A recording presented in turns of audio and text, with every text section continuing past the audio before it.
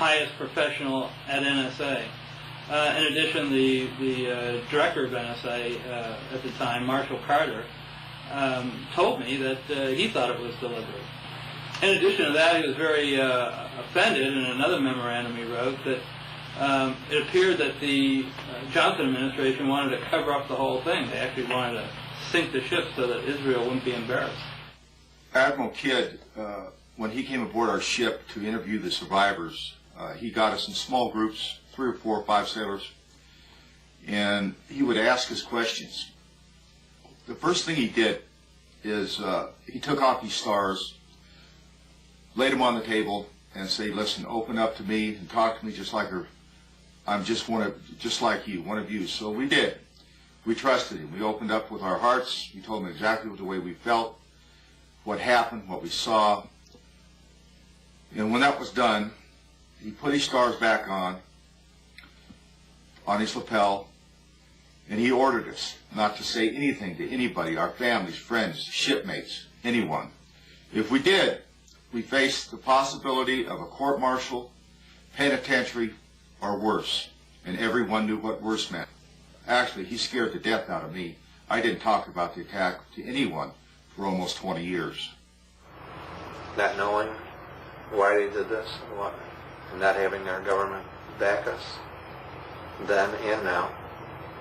It's an open sore. It's festering to this day. It's not going away. I think it's important that we do have an investigation. I would never give up on that until I'm too old to come to these things. It needs to be done.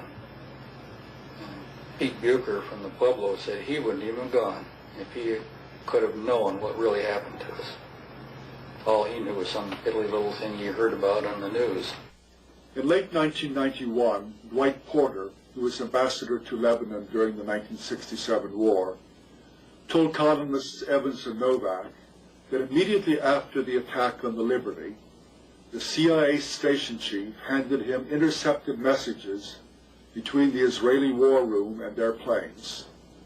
The pilots were given orders to attack the ship, and they replied immediately that it was an American ship. The Israeli headquarters responded, "You have your orders, attack the ship."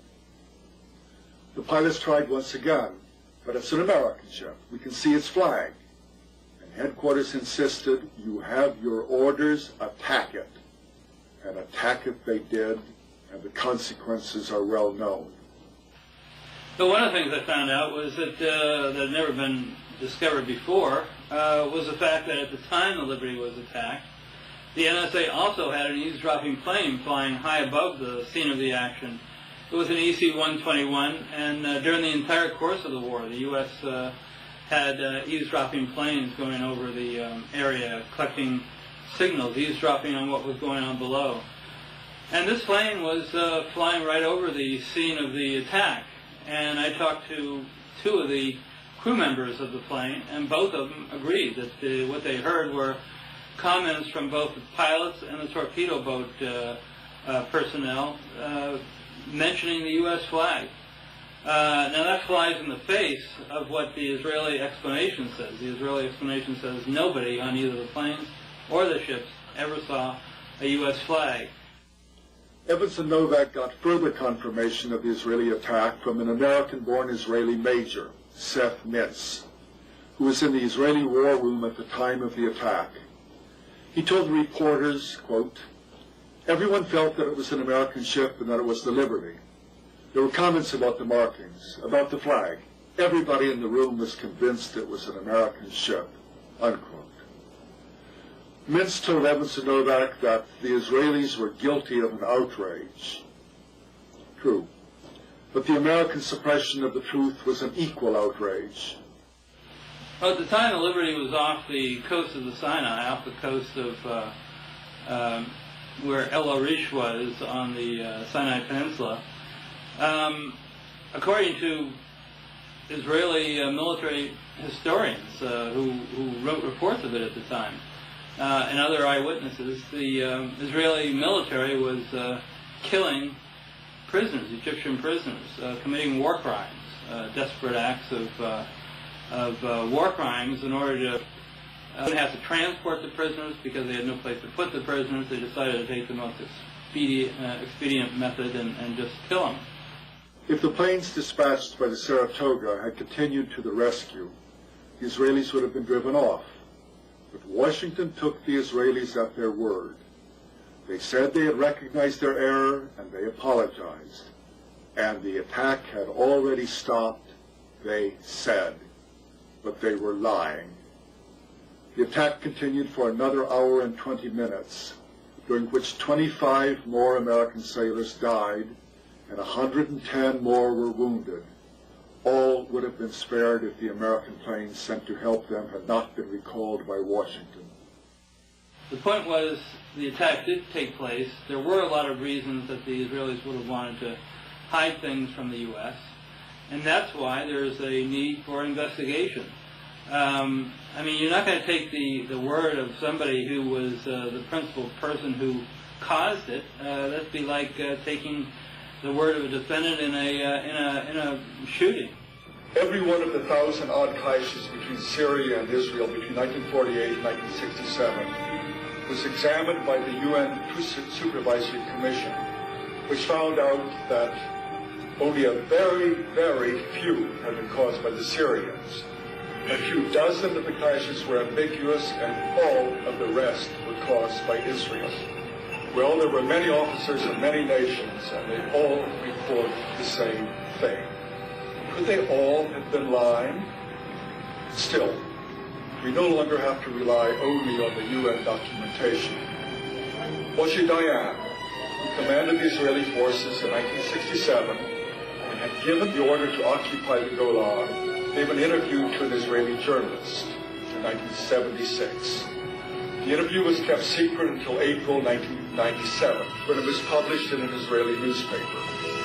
It's been authenticated by Israeli historians, and General Dayan's daughter, Yael, a member of the Knesset, insisted that it be published. Why did he give the order? To invade. Essentially, it was because of pressure from the would-be settlers in the Golan, who convinced Levi Eshkol, the Israeli prime minister, to occupy the heights and the fertile lands beyond. And when asked if that were all there was to it, Dayan replied, "I can tell you with absolute confidence that they were not thinking about security. They were thinking about the heights land. I saw them. I spoke with them. They didn't even try to hide their greed for that land." The best one is the one where they wanted to go on Heights. And Johnson said, that's enough. And they needed another day to get the Golan Heights, which they still have, which I didn't think you were supposed to do, take land from another country and keep it. If we could get the truth of the liberty out, that it would change history, I think, in this country. I absolutely can't see why our American newspapers and TV people have helped to cover this up, but not covering some of our stories. The Navy Board of Inquiry would not admit testimony about the jamming, the recall, the unmarked planes, the shooting of life rafts, and other material that we tried to present. They asked questions. We were allowed to answer those questions, period. They put me into a ward with 12 to 13 other patients, and within 30 minutes they removed me from that ward and put me into a single room. I noticed that I had a name tag with Smith on, and right after I noticed that, an officer came in and told me that from now on my name is Smith. I was never on the Liberty, and I was never ever to talk about it. I still have 53 pieces of shrapnel in me today. Never before has the U.S. Navy ignored eyewitness testimony of American military to accept on faith the story told by their attackers. Certain entries in the ship's log of June 8th have raised serious questions. Nobody knew who was wounded or how severely. This had not been established until days after reaching Malta. The log also minimized the duration of the attack by over an hour and a half, conveniently fitting the Israeli version. It then documented the number of wounded not as the actual 172, but at the widely published media figure of 75.